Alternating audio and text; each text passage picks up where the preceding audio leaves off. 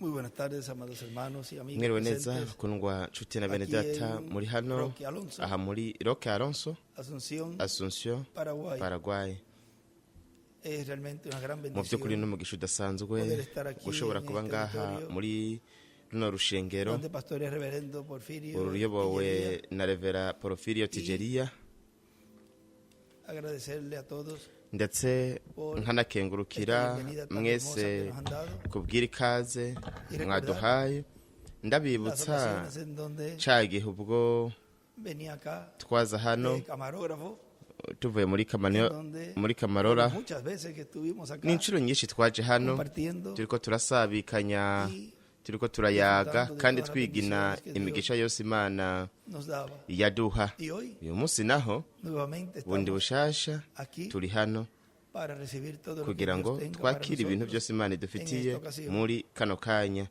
para lo cual Arico gituma quiero leer una nagomba gusoma escritura icanditswe en el libro del profeta mu gitabo Malaquías, c'umuvugishwa Maraki en el capítulo mu gice 4, ca 4 verso 5 en adelante, donde umurongo wa nos dice, 5 kabandanya hatubwira ngo he aquí yo os envío el profeta umve Elías, nzobarungikira Eliya antes que venga uwavugishwa el día de nanje Jehová, uwo munsi grande uhoraho y terrible, uhambaye kandi uteye ubwoba y butarashika, según estrella de David a la capenyeri ya derecha, Dawidi iburyo él hará aho. volver el corazón de los Uwo ni we padres hacia los hijos, gisanganya azosanganya imitima y'abase n'iy'abana, no sea que yo kugira ngo venga noye kuzoza y hiera la tierra ngatera isi con maldición. umuvumo.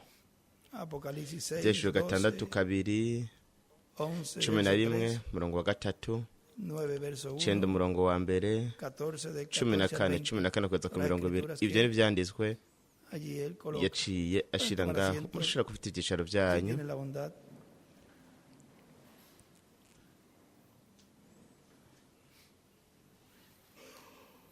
Elías Eliya y el ministerio de Elías es un ministerio kandi ubukozi bwa hamwe n'ubukozi bwa Eliya ni ubukozi bwo kugarura, y para este tiempo kandi final muri kino gihe ca nyuma él estaría restaurando azoba ariko aragarura esas 12 tribus. imiryango 12. Ahora miren Rero murabe en el mensaje mu la butumwa palabra ijambo restauradora rigarura byose predicado el 13 de enero ryigishijwe 13 z'ukwa mbere 2006 Goiânia, Brasil, muri Goiânia ya Brazil. nos dice aratubwira para este tiempo final ati muri tenemos kino la gihe ca nyuma promesa turafise de la isezerano palabra ry'ijambo restauradora rigarura, que será hablada por el ariryo Espíritu Santo rizovugwa a na través mpemu de yera un biciye hombre, mu muntu, porque tiene que kuko tener un hombre para aterezwa kuba Dios llevar afise a cabo umuntu su kugira ngo obra. Imana iterezwa kuba ifise umuntu kugira ngo programa. Imana ikore igikorwa Porque cayo, el socio de integuro Dios yayo, es kuko el ser humano, igikoresho c'Imana ni kiremwa muntu, en el cual estará el ahazoba ministerio hari ubukozi de bwa Elías, Eliya, y a través de ese kandi hombre biciye muri uwo muntu vendrá esa palabra hazoza iri restauradora jambo rigarura para la restauración kubwo de la kugarurwa iglesia del kw'ishengero Señor ry'umwami Yesu Jesucristo, Kristo, a como era en el nk'uko tiempo de ryari los rimeze mu apóstoles. gihe Y luego c'abigishwa, vendrá hanyuma la hazoza transformación de los guhindurwa vivos en kw'abazima Cristo muri y Kristo la resurrección hamwe de los n'izuka muertos en ry'abapfuye Cristo en bizera cuerpos Kristo glorificados. bari mu mibiri hawe Primero ubwiza. será Ubwa la mbere resurrección de los muertos en hazoba Cristo. izuka ry'abapfuye bizera Ahora, Kristo. Rero Nos fue dicho twarabwiwe que en una gran yuko mu ihema catedral nini Karpa Katedrale vendría esa ko enseñanza hazoza izi apostólica. nyigisho Miren, z'intumwa. eso está en Mara el ivyo libro biri mu de gitabo citas c'imirongo en la ku página rupapuro 4 rwa 4 b del párrafo umurongo 43. wa 43 Dice, lo que necesitamos haravuga ngo icyo dukeneye es estar como ni 3 ukuba meses en una ni ukumara carpa, nk'amezi 3 mu colocada en ihema algún lugar aquí afuera, rishinzwe con ngaha alguna enseñanza hanze, realmente apostólica, turi mu nyigisho con ministros de z'intumwa, todas partes, turi kumwe n'abakozi b'Imana bo mu micungano con ministros itandukanye, todas las tardes. turi kumwe n'abakozi b'Imana Regresar y ku entrar mihingamo en el yose, movimiento correcto. hanyuma tukagaruka tukinjira La mu cosa es ikanguro que ry'ukuri. justamente Ikigaragara nos hemos ido fuera ni de uko orden, twagiye no hanze porque lo hayamos y'urutonde, querido así, si uko sino twabigombye porque nk'uko, es la tendencia ahubwo del tiempo. ni uko ari umwanya ugenda Y wiyongera. a la Aha derecha, iburyo yandika ngo la carpa ihema y la enseñanza hamwe n'inyigisho z'intumwa. Y encima Hejuru escribe, yandika los apóstoles enseñaron abigishwa una nueva bigishije dispensación. ikiringo gishasha. Y también escribe kandi yandika enseñanza ngo inyigisho apostólica en z'intumwa la mu carta. ihema. Vean, en ese Murabe. tiempo se estaba enseñando Mw'ico gihe yariko a través de yigisha los apóstoles una biciye nueva mu ntumwa dispensación. ikiringo Y la gishasha, enseñanza bajo kandi carpa inyigisho zo mu corresponde ihema nazo a la enseñanza zijanye zihuye de la n'inyigisho dispensación de z'ikiringo reino, de una nueva c'ubwami, dispensación. ikiringo gishasha. Ahora miren en este Rero mensaje, murabe muri buno butumwa una vez más, iyindi ncuro allí también nos no ngaho dice, naho nyene aratubwira predicado 2 de bwigishije agosto zibiri del z'ukumunani 2015, 2015 en Calley, muri Puerto Kaye Rico, Puerto dice, Rico aravuga ngo la humanidad, ibirimwo abantu el cristianismo iyobokamana entero ha ry'abakristo deseado ver los ryose días ryarifuje apostólicos kubona iminsi nuevamente. y'intumwa ubundi bushasha, Y los van a kandi ver, bazoyibona porque está kuko prometido que byarasezeranije Dios yuko se Imana manifestará izokwigaragaza en toda su mu mwuzuro plenitud wayo wose en su iglesia, mw'ishengero ryayo, y volverán a kandi verse los días hazokongera de los kugaragara apóstoles iminsi y'intumwa yisubiramwo. En la página Ku rupapuro 111 rw'ijana na cumi na también rimwe nos naho nyene habla aratubwira de estos días kuri iyo minsi apostólicos iyi que se ntumwa repetirían. izokwisubiramwo, izogaruka. Miren en la Muri ku página rupapuro rw'ijana na 111, cumi na rimwe umurongo majana 970, 970 dice, aravuga, y como dijimos kandi nk'uko en la predicación de tubivuga esta mañana, mu butumwa bwo mu kano estamos gatondo, procurando turiko hacer que la tugerageza iglesia yuko llegue al ishengero lugar ryoshika mu en kibanza donde podamos aho verdaderamente twoshobora mu ver by'ukuri los kubona tiempos ibihe apostólicos vy'intumwa en medio hagati nuestro. muri twebwe. Todos anhelamos Twese eso, turifuza ivyo, y está allí kandi a la biri puerta, ngaho biri hafi una estrella de capurenyeri ya Dawidi y también una piedra ndetse n'ibuye angular, rigumye imfuruka y la hamwe Gerarda. n'ibihe vy'ishengero.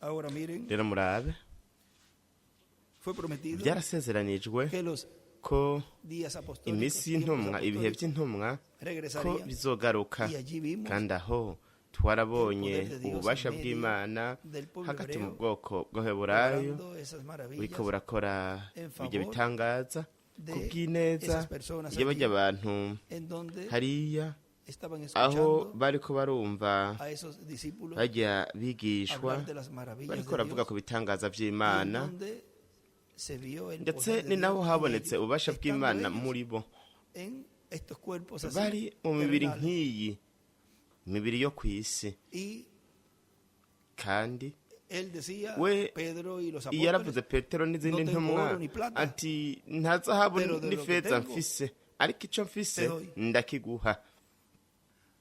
o sea Kuvuga que ko había algo más hari grande y ikintu más gikomeye glorioso cyane kandi c'ubwiza que las cosas kurusha materiales, ibintu bigaragara biboneka, que las cosas kurusha pasajeras, ibintu bihera, y son las cosas que kandi trascienden, ivyo navyo las ni que ibintu tienen valor delante de Dios, bizobandanya, nivyo bintu bifise agaciro Primeramente, imbere y'Imana, bwa mbere na mbere la vida, ubuzima, la vida ubugingo eterna. buhoraho. Eso es lo más Ico nico grande gikomeye cane que Dios le ha dado al Imana ser humano, yahaye ikiremwa muntu, de lo cual una mujer, arico gituma umugore, de la cual también la vamos a conocer, kandi la hermana Hattie Wright, tuzona bimenya Ella cosa correcta. kuri mushiki wacu Hattie Wright. y Dios We yasabye por la ikintu c'ukuri, salvación de sus hijos. yasabye akiza Porque k'abana eso es lo más grande biwe, que un hijo kuko de nico Dios gikomeye puede cane pedir umwana w'Imana ashobora gusaba, para otra persona, agasabira uwundi muntu, y hablar hacia una persona, akanabwira y más si uwundi esa persona muntu está perdida, nubwo uwo muntu yoba yarazimiye, pedir por su salvación. kumusabira por la agakiza, vida eterna. ubugingo buhoraho.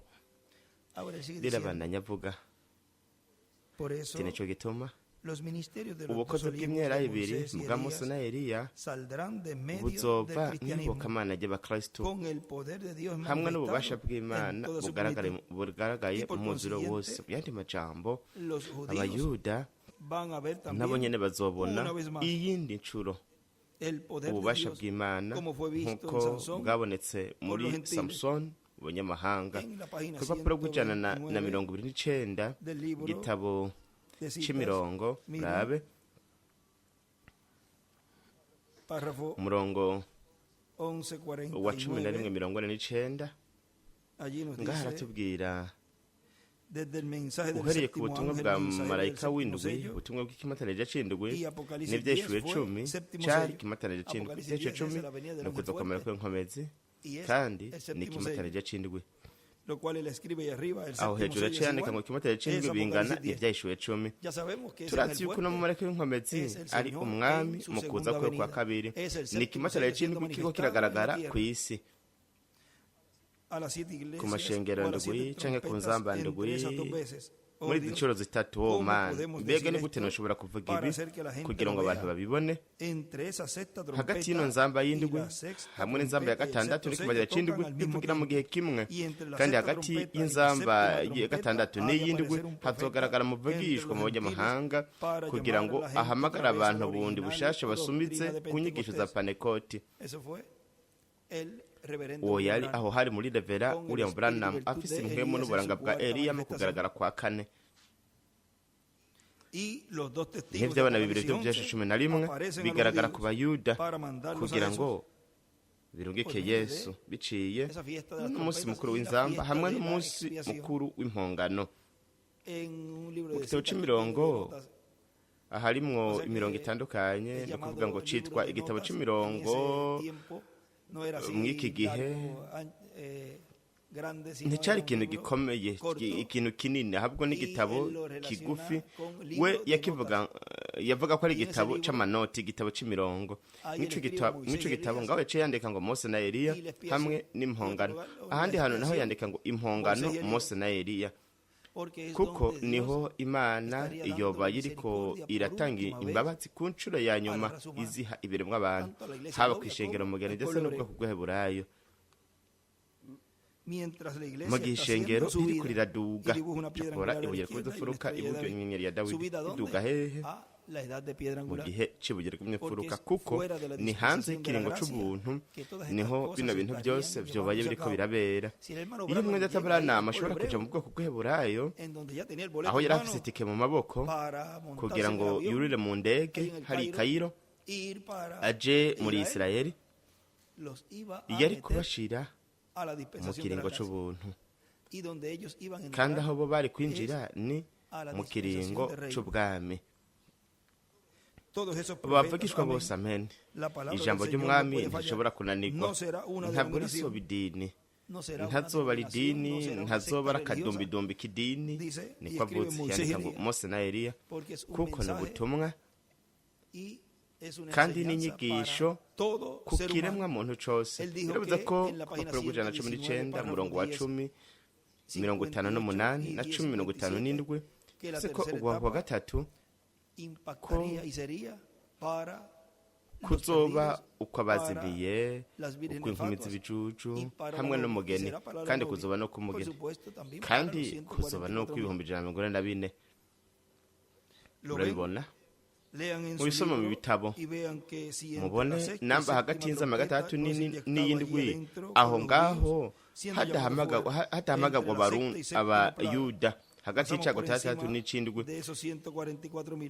Ivyo muravyibuka, arivyo vyari mwibuke hagati y'ikibatera ca gatandatu, ikibatera ca gatanu, ikibatera ca gatandatu.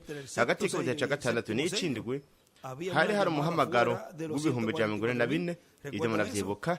Rero aho niho izo nzamba zica zinjirira aho nyene, aho yandika ngo umuhamagaro w'Abayuda bingana ni hagati y'ikibatera ca gatandatu n'icindwi, na hagati y'inzamba ya gatandatu n'iyindwi, kuko icarico ikibatera ca gatandatu canke icarico inzamba y'indwi kuri Isirayeli aribwo abakozi bwa Mose na Eliya, ni ikimatanije c'indwi kw'ishengero, ukuza ku mwami.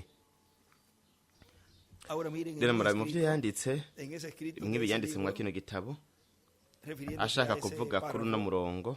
Ubwaho yanditse ngo bo bazomenya Mesiya wabo igihe bazomubona aje mu bubasha kuri ino ncuro. None nuko ikaje mu bubasha mw'ino ncuro, nuko yahawe igitabo kimuhesha uburenganzira, titre de propriété. Uwaje mu bubasha mw'ino ncuro uwo barondera, aje mu bubasha ku mugeni w'abanyamahanga hamwe n'Abayuda, kandi Abayuda bazomumenya, kuko twabisomye mu kanya gaheze, ni hagati mw'iyobokamana ry'Abakristo niho hava ubukozi bwa Mose na Eliya. Ku rupapuro rwa 2A umurongo wa 11 naho nyine haratubwira ko we aje bamubonye aza mu bubasha. Urupapuro rwa kabiri a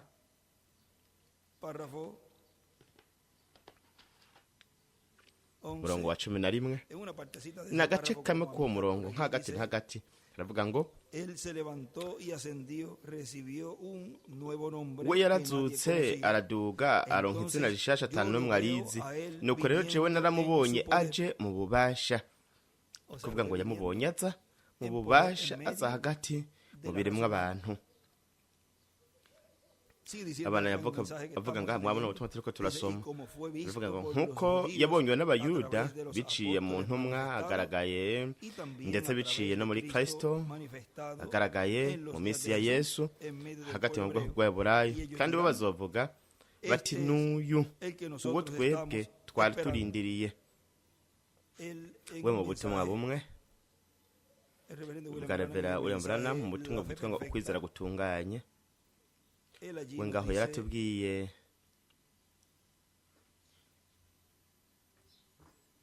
ko azoba iyo minsi, ko azoba ari ibihe by'intumwa. Murabaravuga ku rupapuro rwa 4 bavuga ngo rero ni byiza kwizera ushingiye ku mbabazi. Kandi nk'uko tubivuga nk'uko twabivuze mu butumwa bw'umwa kano gatondo, turiko turagerageza kugeza ubwishengero rishika mu kibanza aho dushobora mu by'ukuri kubona ibihe by'intumwa hagati muri twebwe, aho yandika ko ishengero rishika mu kibanza aho hashobora kugaragara ibihe by'intumwa biregereje, biri ku rugi. Ndetse n'imbere yandika ngo atese ishengero ryoshika mu kibanza aho dushobora kubona ibihe by'intumwa biriko biregereza, biri mu nzira, biriko biraza. Rero abana yavuga we hano ati twese turipfuza ibyo, kandi biri hagufi, biri ku rugi, turashobora kubibona, ariko turashaka kubibona mu rwego w'ikirenga. Turipfuza yuko wowe umunara kugira ngo bidufashe, no kuvuga ngo bidudubize muri twebwe kugira ngo bifashe abandi. Kubera iki hoba ibihe by'intumwa? No kugira ngo bifashe abandi, ni vyacu, ariko kandi no kugira ngo bifashe n'abandi. We ntiyatubwiye, reka turabe hano aho yavuze yuko hari kuba kubwo ibintu byinshi bikenewe mu isi. 2:16 aratubwira kuri ivyo, tubwira ku ivyo umurongo w'amajana 216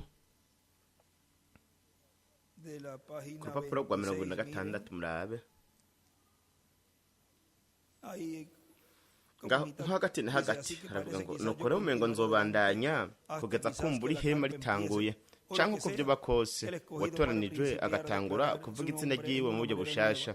Ariko niyo vyaba bizoba bitunganye gusa nk'ibindi, kandi ndizigiye Imana ko bizoba bikomeye cyane nk'ibindi, atari kubw'ubukozi bwacu, ahubwo kubw'abagwaye n'abantu bafise ibintu bakeneye.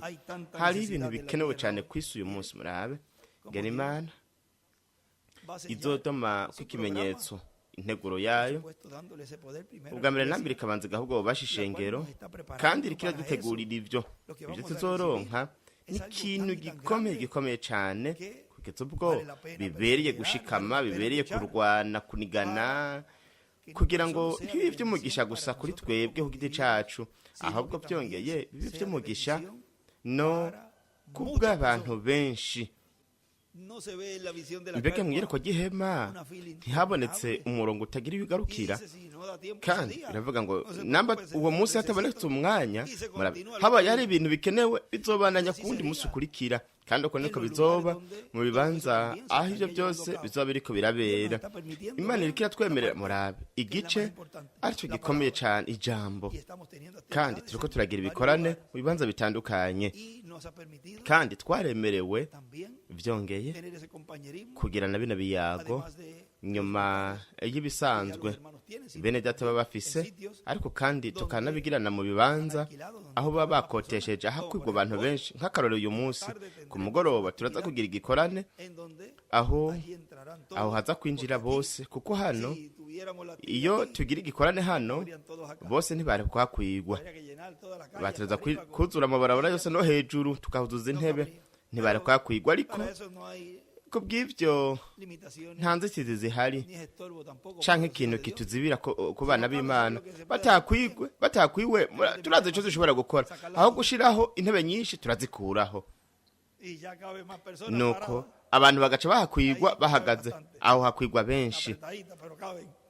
bafatanya, ariko barahakwigwa begeranye. Nuko rero turaronderera inyishu ibintu byose, ibyo nta kibazo kirimwo. Rero abantu bose bafite ibyo bakeneye murabe, nuko nubwo hariho ibintu byinshi bikenewe ku isi, ariko murabe namwe ibintu igihe cyose bizogenda biragorana cyane. Hari ahandi hantu naho nyene ngaho imbere mu gitabo c'imirongo havuga kuri ivyo bintu bikenewe ku 29 naho nyene murongo wa 12:47 naho aratubwira kuri ibyo murabe. Aho hepfo aravuga ngo muri ivyo nivyo bindagishinga abantu b'Imana, ikintu cyo kubafasha ngo bizere Imana kugira ngo bafate ivyizigiro bishasha, kandi azobere ikintu gikomeye cyane no kubarwaye. Vyongeye aho yandika ngo ihema, kuvuga yuko ubukozi bwose bwo mu ihema nubwo umugisha atari kwishengera mugeni gusa, ahubwo no kubwo umuryango biremwa abantu wose. We kandi ngaho yaratubwiye ku murongo umwe ngaho atubwira kuri bimwe nasoma mu kanya canke ivyo navuze mu kanya ku mutwe, ahavuga ati nta zahabu n'ifeza mfise, ariko ico ndaguhaye, ico mfise ndakiguha. Canke ngaho shaka kuvuga ku urupapuro rwa 37 umurongo wa 112. Ndibaza ko ari uwo murongo ari havuga kuri ivyo.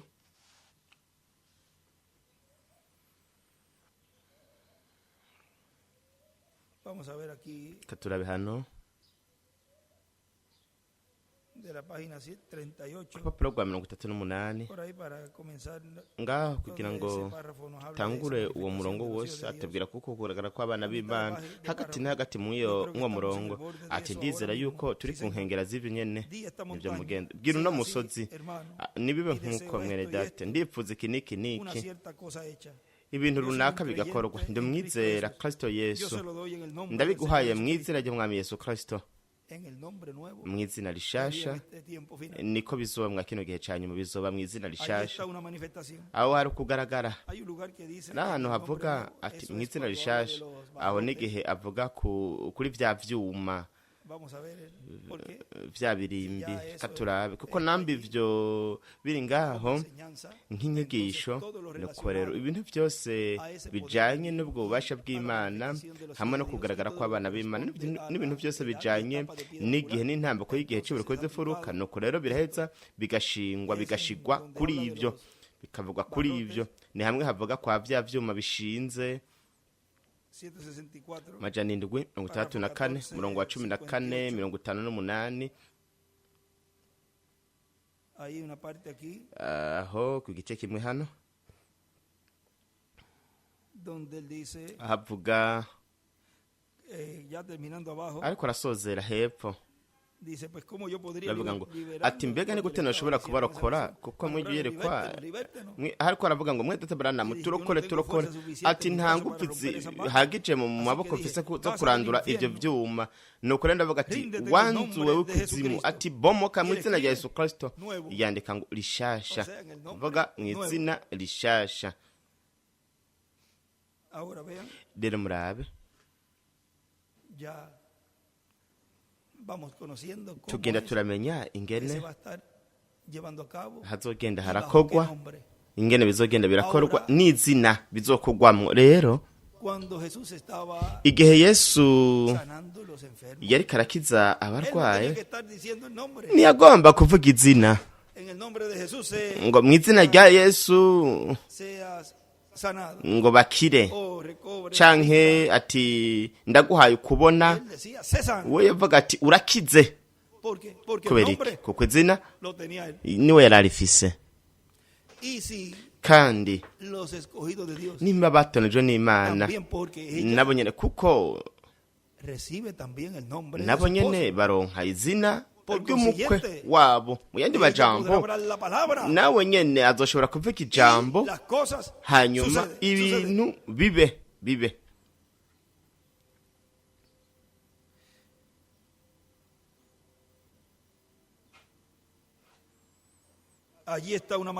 Nguko ukugaragara mwene data, ibiterwa byanje biriko biruma hariya, ntivyigeze bironka imvura. Ngiye kurongeka imvura mu izina ry'Umwami Yesu, izina rishasha. Izogwa birindiriye biniha ivyaremwe byose, birindiriye ukugaragara kw'abana b'Imana. Imana yarategetse mu ntango, yahaye umuntu ubutware, ububasha, ariko kubwo kugwa, murabe, Imana yaratse igitabo gihesha uburenganzira, casubiye kandi kuri yo kubw'ukurwa. Yahaye Yesu Kristo, yagihaye Yesu Kristo amuha ububasha kubwo mutekano. Ati saba data ikintu cyose mushaka mu izina ryanje nzobikora. Mwe data Parme, vyiteze ukugaragara kw'abana b'Imana, ikibanza c'ishengero. Nkuko navuze, igitabo c'Abanyefeso ni igitabo ca Yosuwa. Ni Yosuwa ariko arashira abantu mu kibanza begukiramwo. Yosuwa ni kandi ashushanya umuyobozi wo mwa kino gihe ca nyuma, ari wari Mpwemu Yera.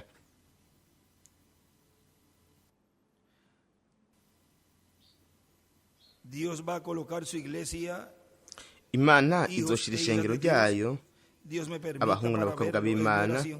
Mana nyemerere kuzobibona niryo sengesho ryanje, biri hagufi cyane kugeza ubwo nashobora kubikora ko n'amaboko yanje. Ubu nyene aho nyene niho biri. Ivyo nivyo nifuza kubona. Byiteze igihe aho tuzogira hepfo mu mabarabara, hariya hari wa muntu agwaye aryamye hariya uhereye akiri mu nda ya nyina. Igihe kimwe narababwiye yuko igihe ko hari igihe umuntu yipfuje kuhura n'abantu mu nzira, twaba tugiye nko mu isoko canke turi mu kazi, tukabona umuntu runaka afise ibintu runaka adashoboye. Mbega we ntivyo tuma wifuza kumwegera ukamubwira ijambo, ukamubwira ati haguruka. Umuntu ariko bizobe umwanya wawe mu gihe cawe, kuko hari urukundo ruri ngaho mu mutima wa buri watoranijwe, urukundo rwo gukunda ubuzima, urukundo rwo gukunda ukugarugwa. No kwera iki ukugarugwa ari kwa Eliya, ariko bakurikira Eliya nabo nyene barafise ubwo bubasha, kandi bazogera ubwo bubasha vuba, ubwo bubasha bwo kugarura no ku bandi bantu, kuko ni igihe c'urukundo rw'Imana. Kuko ivyo rukundo rw'Imana ruzokwigaragaza mu mwuzuro atanzitizi muri buri watorejwe n'Imana. Nta zahabu na feza dufise hari ngaha, aha niho wa murongo nari nababwiye, nta zahabu ni feza afise. Birindira kugaragara kw'abana b'Imana. Haleluya. Igihe Imana izo kwimenyekanisha, mbega ni gute izo kwimenyekanisha? Biciye muri wewe no muri jewe. Kandi abisi bazomenya mu by'ukuri igihe hari umurongo uvuga ngo ati niryo shengero ryanje, ataba n'abana banje, muri aba nibo nicuranuriyemwo mu mwuzuro wose. Igihe bo bazohagarika indwara, bazohagarika kanseri, bazohagarika indwara zose. Wowe uyumvira ngo kanseri ni ikintu, Bibiliya iravuga yuko haje igihe ubwo abantu bazoborera mu mibiri yabo, inyo zikarya inyama zabo bataranapfa. Kanseri ni umubabaro w'urupfu, ntiwuje. Ariko mwibuke ibi bintu biteye ubwoba byarabujijwe uwo munsi gufata ba bandi bari bafise ikidodo c'Imana. Ikidodo c'Imana ni ikihe? Ni Mpwemu Yera. Hejuru yandika ngaho ngo akaburungu se, ndi kuvuga Espiritu Santo, Mpwemu Yera. Nivyo twebwe ibyo nibyo turiko turihatiramwo kwinjiramwo hanyuma tukabishigwamwo mu mwuzuro mu bwami bw'Imana imbere yuko ibyo byago biteye ubwoba bigwa. Capure ibuye ko mfuruka iburyo ntibe by'ishengero n'akarongo kerekeza mu ibuye rigumye mfuruka yandika ngo kwinjira mu bwami ukabogeramwo ikibanza, naho nyene yandika ngo ibyago hamwe n'ikidodo c'Imana. Rero tubandanye ngaha twagarukirije muri buno butumwa kwizera gutunganye. Ngaha aratubwira mwibuke Yesu ntiyigeze akoresha ububasha bwiwe bukomeye ku bwiwe nyene bwiwe, yabukoresheje ahubwo ku bw'abandi, kandi nico gituma yari yarungitswe. Kandi twashobora kwiyumvira ati umuntu yutse ububasha nk'ubwo nka we yoshobora kugwara? Ico ari kibazo nivyo. Yego me mugenzi, narasomye mu bice bitandukanye sinzi hariho yuko igihe yazura umwana wa mupfakazi na yene yicaye kwibuye kuko yari karababara umutwe. Ndizera yuko hari mu gitabo mu ntango y'inzu ya Dawidi Bibiliya iravuga ati yishize ku imibabaro yacu yose, kandi kwishirako bisobanura kwikorera.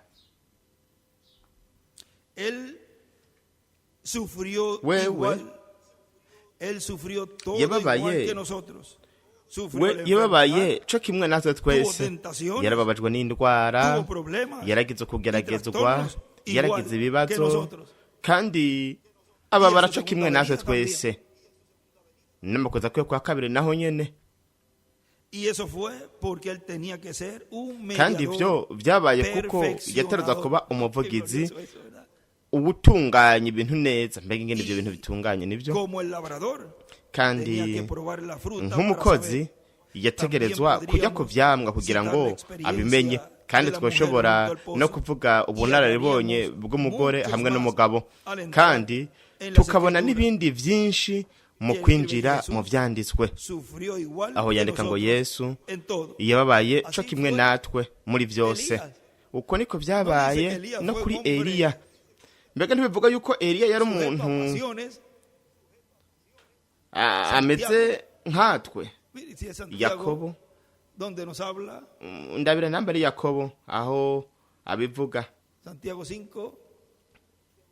Yakobo 5:17. Murabe namwe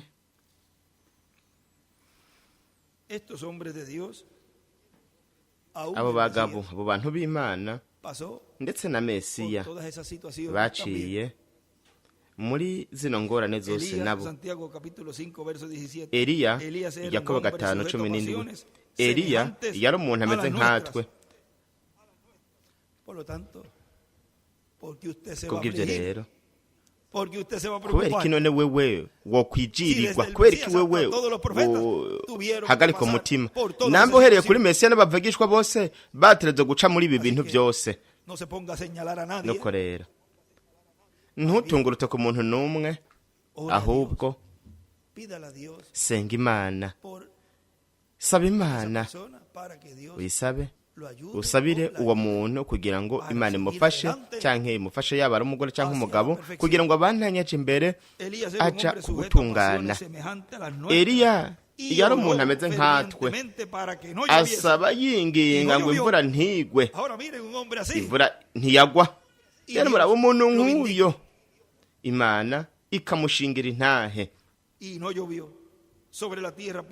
ntiyagwa kw'isi imyaka 3 n'amezi 6 itagwa mu gihugu. Yongera gusaba ijuru rirekura imvura isimeza imirima yayo. Mbega si nkavyo nyene twasomye ngaha, aho hatubwira kandi hatwereka ko abana b'Imana bazoba Imana biciye muri bo izo biriko irakora igikorwa gikomeye kandi gikomeye cyane, ko ahabisi bazobona ubwo bubasha bw'Imana, ububasha bw'Imana buriko buragaragara atanzitizi. Kandi aho tuzoza tumubona aje mu bubasha, atari intumwa gusa, ahubwo kandi n'ishengero ryiwe. Aho isi abisi babona umwami aje mu bubasha, kandi bakabona n'ishengero ry'umwami rije mu bubasha. Rero wabandanya avuga ngaho imbere gato. Rero nagomba kuvuga ibi, ndizera ibyanditswe byose kandi ko icyanditswe cyose ari ukuri. Hari abantu banegurana cyane uyu munsi aribo badashaka kwizera ibyo. Igihe kimwe muri bo yaravuze ngo igihe Yesu yarungika abigishwa biwe kurondera icana c'indogoba aho inzira zibiri zahurira, we yaratunganije ibyo byose imbere y'igihe, nuko bo batatahura yuko Imana ariyo yabitunganije imbere y'igihe. Chaperenyeri ya Dawidi ibubamfu. Ibintu byose biba nibizokuba ko mu buzima bwawe, Imana yarabitunganije kera uhereye ku bizitarashirwaho imfatiro. Ntiwigere uhangana n'ivy'Imana iriko irakora mu buzima bwawe, kuko byose irabikora kubw'umugisha wawe, byose biba kubw'ineza. Nuko rero reka ikubumbe, reka bari ikuyobora, kuko irazi ivy'iriko irakora. Kandi mu bibazo irashobora kuba iriko irakurokora, igukura mu bintu byinshi wewe atanivyuzi, ukavuga ati ariko kubera ko inaciye muri ibi nibi. Murabona, iyo utaza guca muri ivyo, iyo utaza kukwebera ngo uce muri ivyo, aha wari guca hari kuba habi cane kuri wewe, kuko wari kuba uri wenyene. Nubwo iyo nzira cyari kuba ari ikintu ciza, ariko ntiwari kuba uri kumwe n'umwami. Kuvuga ko buri gihe raba ibintu mw'urwo ruhande rwiza rurashe. Rero ngaho yandika ngo icana c'indogoba aho inzira zibiri zahurira mu mahwane y'inzira. Chaperenyeri ya Dawidi. Izo ni inyigisho dushobora umunsi umwe kuvuga ko aho izo nzira zibiri zihurira ku iherezo. Rero abana yavuga ngaha mwabona butumwa iyi ni curo mwami ati nuko rero hariho isezerano ryo ko tuzobona ububasha bw'Imana bwigaraje mu muzuro wose, nk'uko habonetse kugaragara ko ububasha bw'Imana muri Yerahutishubi, muri Elisa, muri Yohana Umubatizi, hamwe no muri Revera William Branham. Mu ncuro ya gatanu ububasha bw'Imana buzoboneka bugaragajwe na Mpwemu Yera hagati mw'ishengero ry'umwami Yesu Kristo, kandi ntibwabonetse ubwo bubasha bw'Imana bugaragariye hagati mw'ishengero buriko bushitsa yerekwa gihema mu ntumwa Imana yamaze kujana. Mu yandi majambo, hatiruza kuba umubiri w'inyama, aho ubwo bukozi bwa Eliya mu ncuro ya gatanu, mu kugaragara kwa gatanu, aho uzoba buriko burashitsa iryo sezerano, aho azoba ariko arashitsa iryo sezerano. Kubw'ibyo rero ku ncuro ya gatanu ububasha bw'Imana buzoboneka bugaragazwa na Mpwemu Yera hagati mw'ishengero ry'umwami Yesu Kristo. Hanyuma hagati n'ubwoko bw'Aburayo, no kuvuga yuko hazoba umuntu ameze nka Eliya ku munsi wa nyuma hagati mw'iyobokamana ry'Abakristo, hanyuma azoheza aje mu Bayuda. Ku papuro rwa 30 mu kino gitabo c'imirongo ku murongo wa 14 22 muraba aratubwira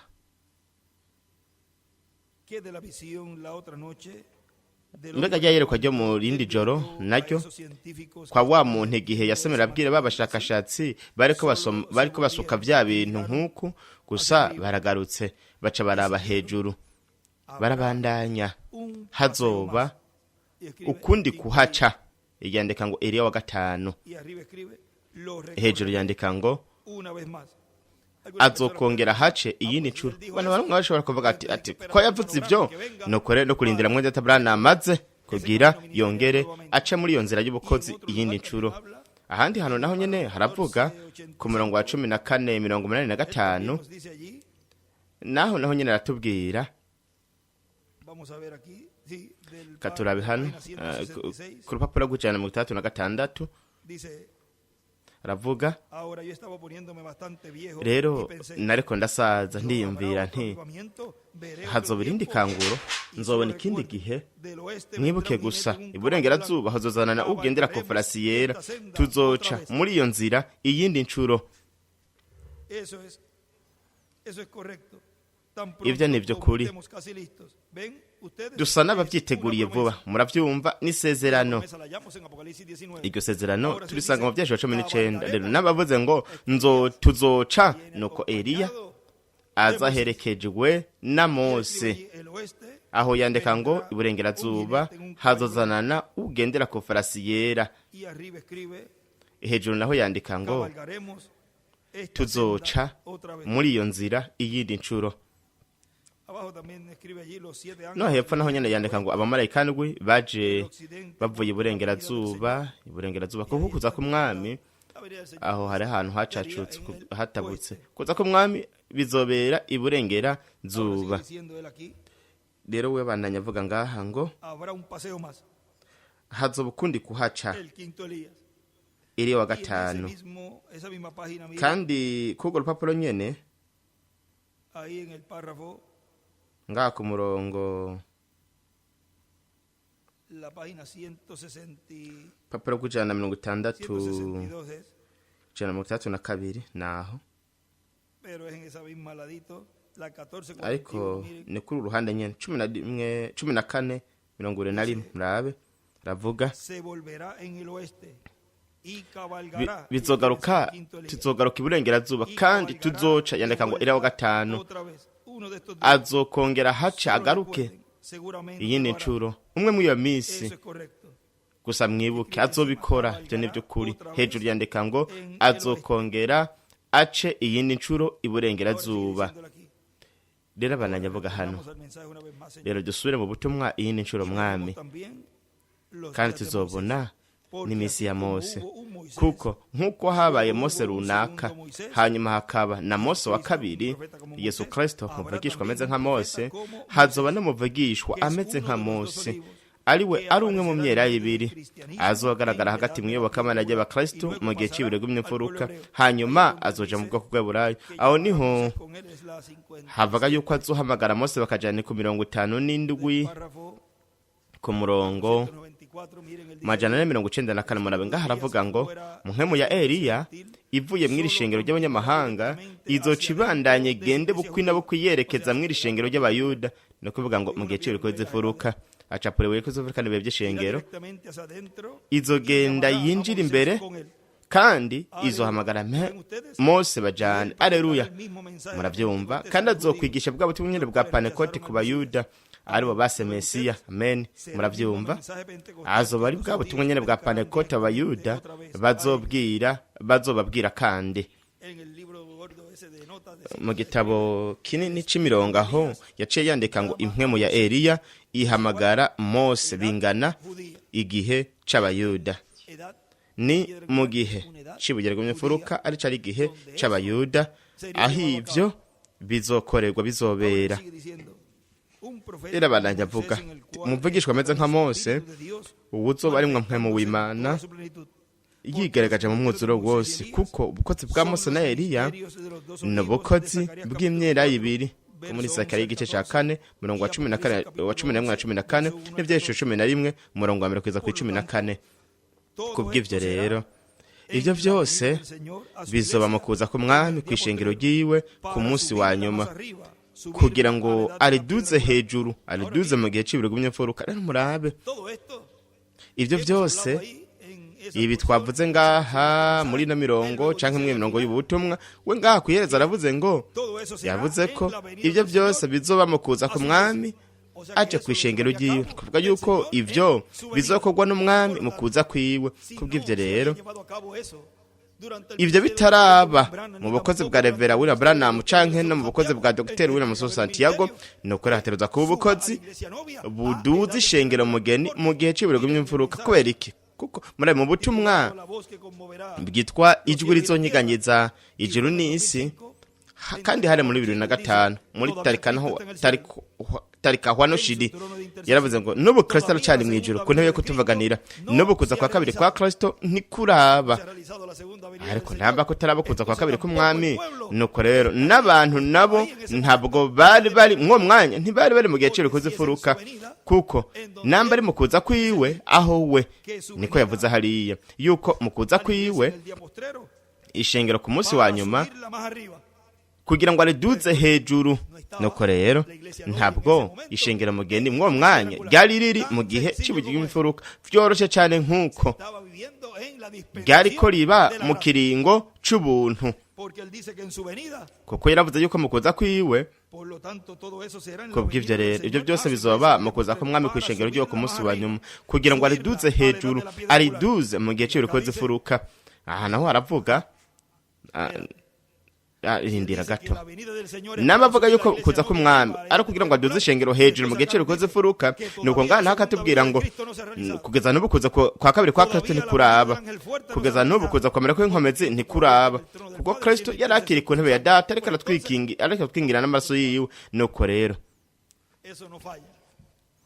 ibyo ntibyihenda ntibiburizwamwo. Nuko rero turabona yuko iby'Imana iriko irakora uyu munsi ari ukuri, ugushitswa kw'ibyo abavugishwa bavuze.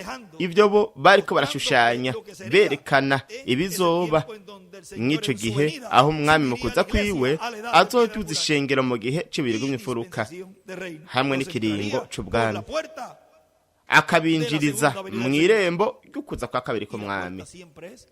Kandi irembo buri gihe ryamye ari Kristo, n'umusigwa niwe rembo ry'ukuza kwa kabiri k'umwami, aho hatereza kwinjirira abahungu n'abakobwa b'Imana. Abana yavugawe ngaha, reka ndabisubiremo. Nuko rero ibyo byose bizoba mu kuza kw'umwami ku ishengero ryo ku munsi wa nyuma, kugira ngo ariduze hejuru, ariduze mu gihe cy'ibiri bw'imfuruka. Kandi uko no kunyakurwa ko mu buryo bw'Imwemu, kuvuga yuko twakomeje kwama turiko turaduga mw'ino myaka ya nyuma mu gihe c'ibiri bw'imfuruka. Ibyo tubivuga dushize amanga. Mw'ino myaka ya nyuma ishengero mugeni ryaraduze mu gihe c'ibiri bw'imfuruka. Byanezera cyangwa bitanezera umuntu runaka, ishengero mugeni ryo birarinezera, kuko ibyo nibyo ryari ririndiriye. Ijwi ry'umukwe aribwira ati dugutse hano ndakwereke ibintu byose biriko biraba hamwe n'ibizoba. Cyangwa cyo mu byashimo 2016 gishitswa ubundi bushasha, kuko ibyanditswe bifise ugushitswa kwinshi. Kandi mu marayika ni mpemu yera hagati mu ishengero ryiwe. Rero murabe mwabona butumwa, ijambo rivuzwe n'urubuto rw'inkomoko. Ngaha haratubwira ku rupapuro rwa 45 na 46, igice cyo mu rupapuro rwa 45. Ariko muri rupapuro rwa 45 haravuga ngo nibwo buryo abikora ku bantu uyu munsi. Neme y'ukuri kw'ijambo ry'Imana Mr. Branham bobo boca bansohora byiza. Mbega uri kurondera iki hano? Raba ngaha hanze kweherezo ry'inzira. Rabe umuntu araba nk'uko we ntazi ahari karaja, wari kararaba ino nzira, ariko wewe uravye hirya yayo, wewe ni wo kwitwararika ibiriko birabubu. Wewe urazi aho uri kuraja hariho. Urabona nivyo, raba aho uri kuraja, guma mu murongo hamwe n'ijambo. Aca prenyer ya David ngaho nibugere gum'imfuruka n'ibihe by'ishengero, yari yanditse ngaho imbere ngo mwede tabrana ntiyaha agaciro ivyo bamuvugako. Na Eliya wa gatanu nawe nyene hamwe na Mose wa kabiri byongeye canke Yesu wa kabiri, kuvuga ngo ubwo bukozi buri muri ico gikoresho ntabwo buha agaciro, ntabwo bwanaha agaciro ivyo babuvugako. N'ishengero mugena naryo nyene ntirikwiye guha agaciro ivyo barivugako. Naho bakubona nk'umufana, hari umuntu yabivuze, naho waboneka nk'ibi na biriya. Ninde yavuze? Nigiki naka yavuze? Ntutego gutwi canke ngo witwararike canke ngo utumwanya wawe mu makomantere mu bintu bivugwa.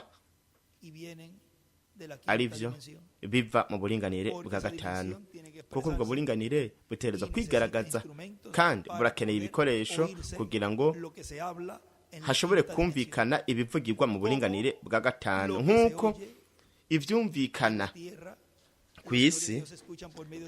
Abana b'Imana bumva biciye mu ntumwa ya buri gihe, bo bumva ibivugwa bivugirwa ku ntebe iyo mw'ijuru. Hariho inzira n'uburinganire bwa gatanu nabwo nyene kugira ngo hashobore kumvikana ibivugwa ngaho bitereza kuba biciye mu biremwa bantu iyo nzira kandi ibikoresho bya sekibi ni ibiremwa abantu nk'uko ibikoresho by'Imana nabyo ari ibiremwa abantu.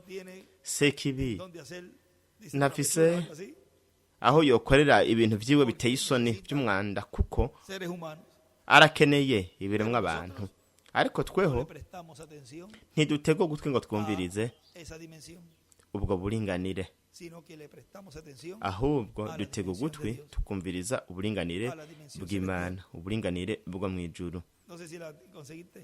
Sinzi namba watoye 32 urupapuro rwa 32 ngaho aratubwira ivyo murongo 546 nk'uko dufise ngaha sekibi atagira ico yonone na kimwe, adashobora kuronka ikintu na kimwe, adashoboye kuronka ikintu akoreramwo. Murabe ingene amufata ikintu runaka, ikintu yavuze mwene Data Branham kiri hasi cane ni gikere, kugira ngo umuntu ashobore gutanga izina ku bantu nk'abo ko boba ari nk'ibikere bitanumvikana kandi bikavuza urwamo rwinshi. Aravuga ngo murazi ibyo ndiko ndavuga, urwamo nk'uko rute no kuvuga yuko uko niko gutereza kubona abo bantu. We nturumviriza igikere, byumvikana nabi, bivuga nabi. Nuko rero nta nubwo biboneka bimeze neza. Nuko rero ntutege ugutwi canke ngo wumvirize ivyo bikoresho vya sekibi, kuko abana b'Imana mwa kino gihe bihatira kukwitegura.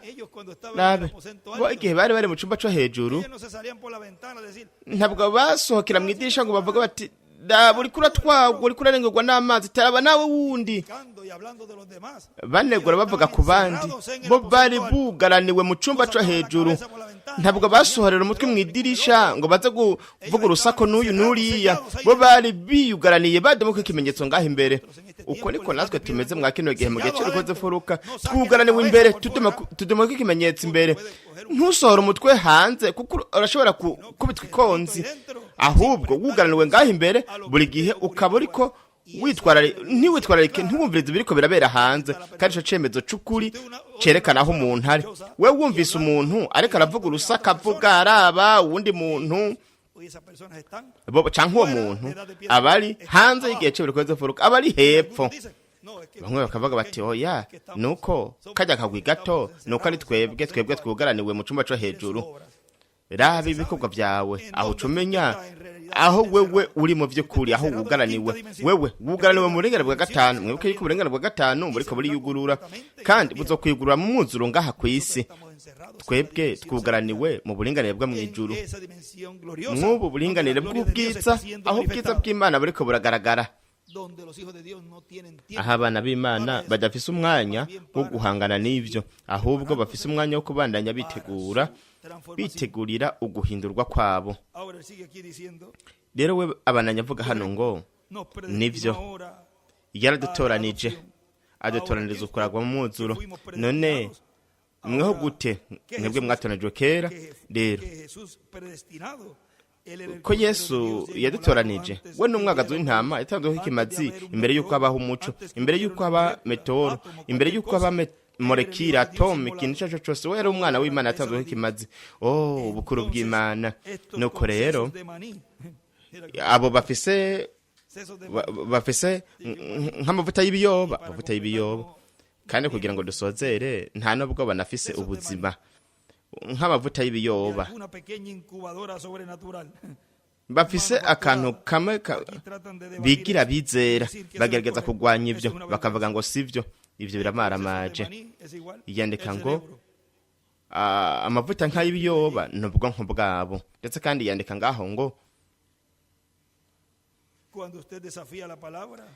igihe wewe uhanganye n'ijambo, wewe uba uhanganye n'Imana. Ivyo biri kuna wundi murongo tugiye gusoma hano, we burinde. Ndetse na bamwe muri bo bavuga yuko atakuzimu guhari, kandi wicaye ku cobo ca kuzimu buri munsi hari ibintu byinshi munsi yawe birunga, nuko bararaba hejuru bagahangana n'Imana y'ijambo ryayo, bahangana n'Imana y'ijambo ryayo. Abantu bari kubagwanya umugambi w'Imana bagaja mu kindi, uva mu kindi nguja mu kindi, baba bariko barahangana n'intumwa n'igikorwa Imana iriko irakora.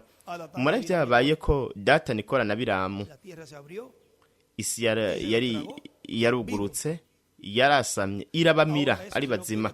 Rero ivyo nivyo bizoba no kuri abo ba Datani, Kora na Biramu mu biki gihe binjira ari bazima mu buringanire bwa gatanu, kuko uburinganire bwa gatanu buriko buriyugurura kandi buzokwiyugura mu muzuro umubaro mwinshi, kandi uburinganire bwa gatatu nabwo ku bana b'Imana buriko buriyugurura nabwo nyene.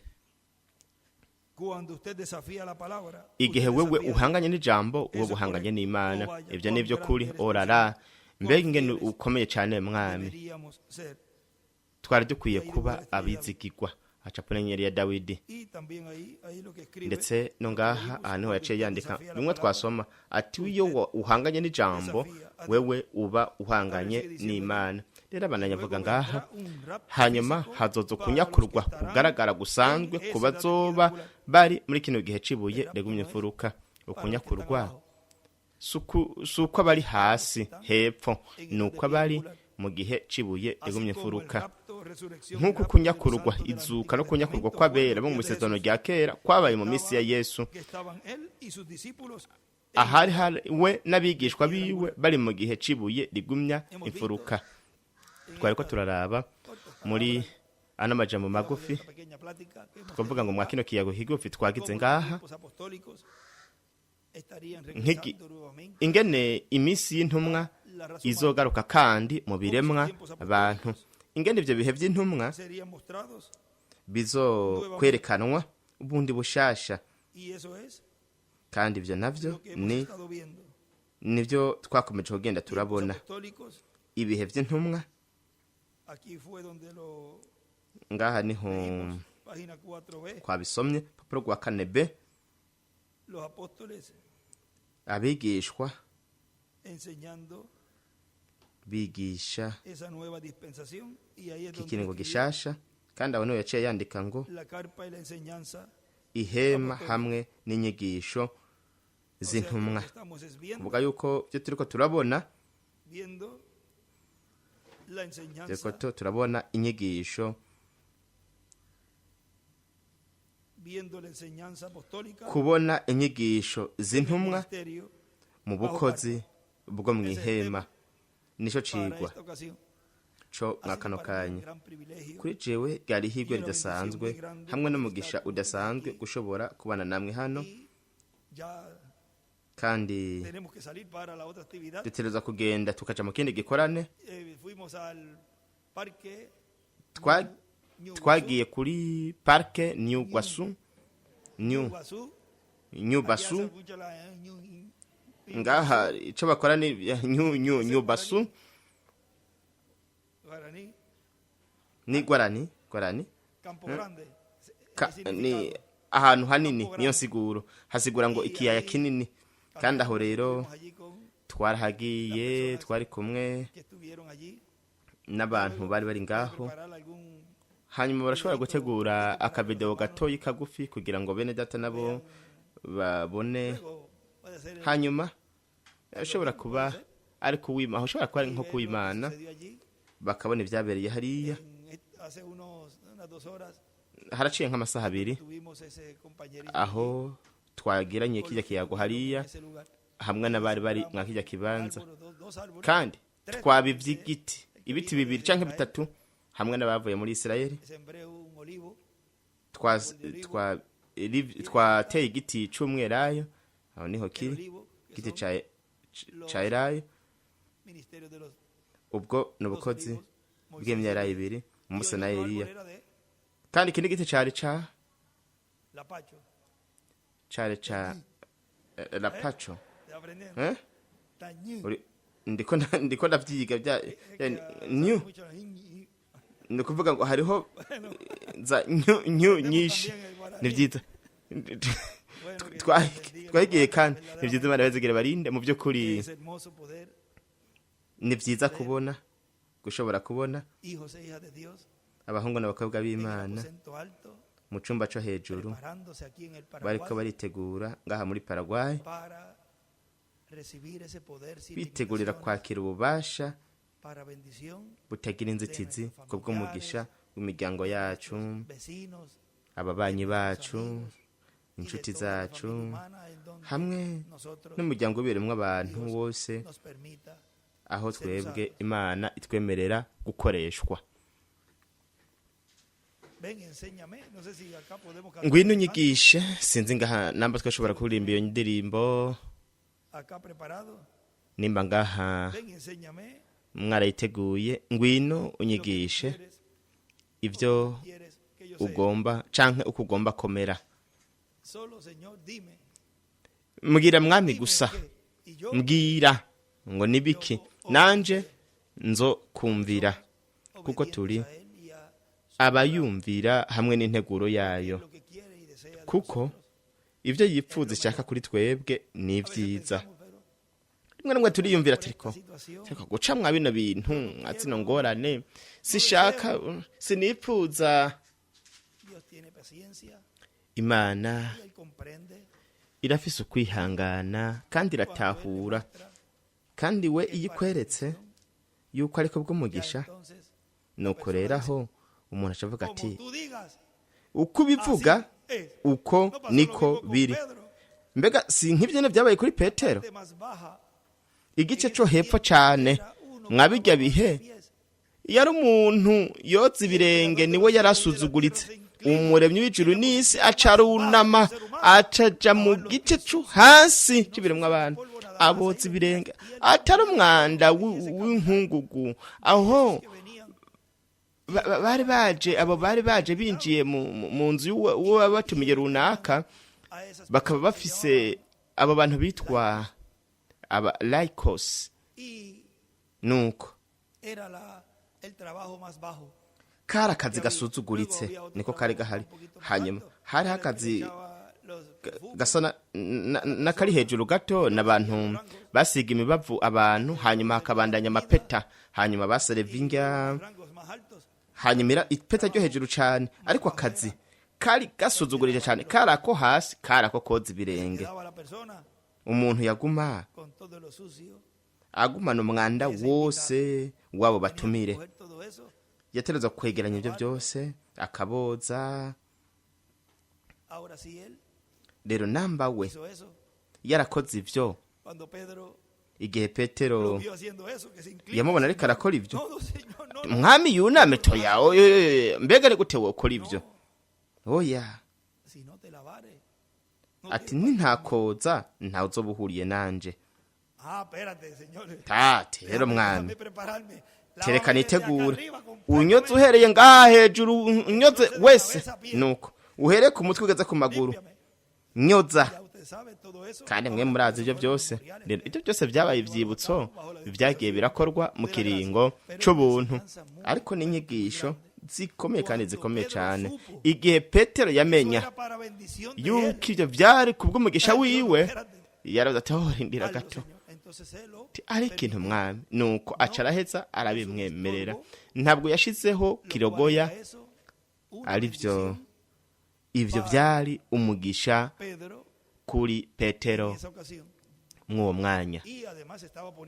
Kandi byongeye aho hariko harashigwaho urwo rugero hamwe n'ingero y'ibizoba bigashushanya ibyo mu kiringo c'ubuntu.